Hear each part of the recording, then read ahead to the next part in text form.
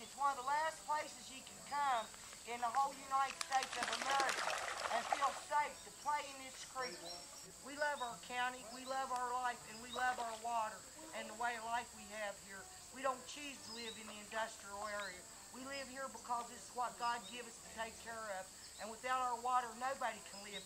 All the people in the city that's drinking the best water in the world, they get it off Peters Mountain from Sweet Springs.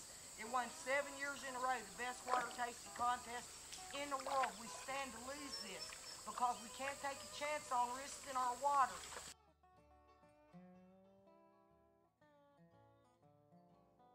I want to bring to your attention today a threat to this mountain and to the resources that it contains.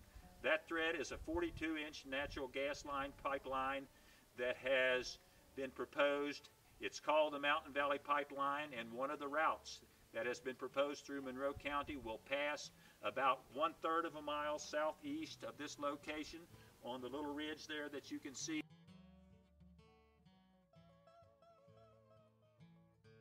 The area below the surface in Monroe County has so many caves and opening things that if there is drilling down through these stone things and get down to where their basic water is, it's going to be awful for the water that we use right now. If we don't have clean water here on the farm, if the cows don't have clean water to drink, we're out of business.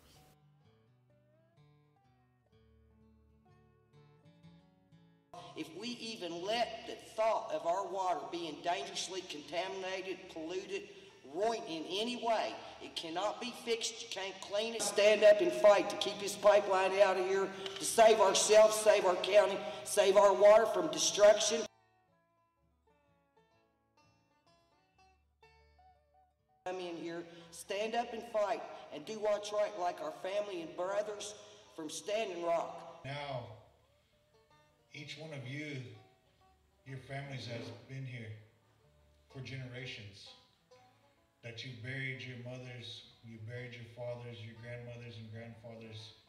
Some of you have buried children in this land and in this earth. So you have that spiritual connection to the land, the same that we do as Native Americans, that our ancestors are buried in this land and your ancestors are buried in this land. So you have this deep connection to your home, and you want to protect that home and you want to protect that land.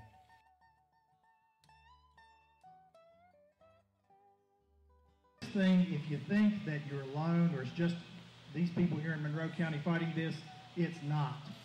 There are literally thousands and thousands of people who see this project for what it is, which is nothing but corporate greed and exploiting private individuals. Talk about water is not a scare tactic.